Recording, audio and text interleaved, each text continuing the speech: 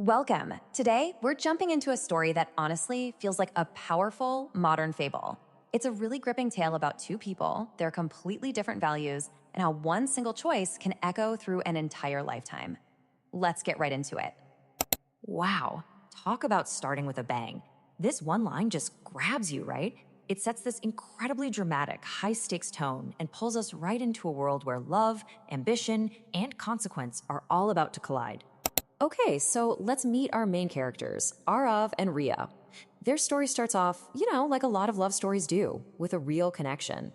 But it's a connection built on a foundation of some seriously conflicting desires. First up, we have Arav. Now, this guy isn't defined by what's in his bank account, but by the richness of his character. You could say his greatest asset is his ability to love genuinely and without any conditions. And then you've got Raya. Her world, well, it revolves around comfort, security, and the things money can buy. So while she might have cared for Arav, her real driving force was a desire for a life that was all about wealth. And here, you can see the conflicts laid out so clearly. It's almost like they're from two different planets. On one side, Arav's offering pure emotion, dreaming of a future they can build together. But on the other, Ria's just not happy with his struggles. She's focused on getting a better life, and for her, that means money. Their values are on a total collision course. And, when you have a collision like that, it's going to lead to a pivotal moment. The one decision that splits their lives in two and sends them down completely different paths. Oof, these are the words that just break everything. It's so brutally honest and so cruel. Ria isn't just saying goodbye, she's telling him that the one thing he has to give, his love, is worthless to her. It's just not enough. And the follow-through is immediate. She makes her choice. She trades the man with the pure heart for the man with the full wallet. Simple as that.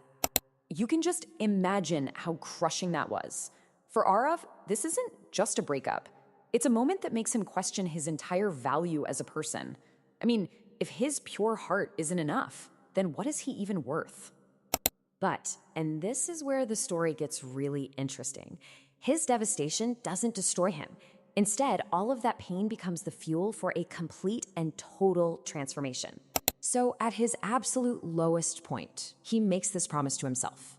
He's heartbroken, sure, but he decides that if his inner worth wasn't good enough, he would build a new kind of worth, one that the world, and especially Ria, could never, ever ignore. And look at this. He follows a clear, focused path. All that energy he once put into love, he channels it all into his ambition. This wasn't some vague dream. It was a step-by-step plan to rebuild his life, and it was all built on just relentless hard work. And boy, did his efforts pay off. I mean, he didn't just get a slightly better job. He achieved the very things Ria left him for: money, success, and the power that comes with it. He built that better life she wanted, but he built it for himself. So now we fast forward. Years go by, and the stage is set for a super dramatic reunion. They're about to cross paths again, but the circumstances, they have completely, 100% flipped. So you're probably wondering, what happened to Ria?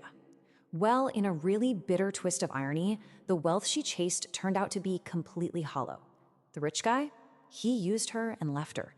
And that life of luxury, it just became a life of loneliness and deep regret. And then we get this moment that feels like it's straight out of a movie. Ria's at her lowest point, walking alone, kind of mirroring how Arav felt at the beginning. And that's when a luxury car, the symbol of everything she ever wanted, pulls up right in front of her. It's him. Of course it's him. And when she sees the man he's become, all that regret just spills out into an apology. In that one moment, she finally gets it. She understands the true scale of what she threw away. But here's the thing. The Arav she's talking to isn't the broken boy she left crying on the side of the road. He's been forged by his pain into someone totally new. He's self-assured, he's successful, and emotionally, he's untouchable. He's just not vulnerable to her anymore. And his response, man, it is just devastatingly perfect. It's not angry, it's not vengeful, it's just a calm, powerful statement of fact. He basically says, look, you got what you wanted, but then he clarifies the true, irreplaceable cost of that choice. And this brings us right to the story's conclusion. It's not really about revenge at all. It's about the heavy, inescapable weight that comes with certain choices we make in life.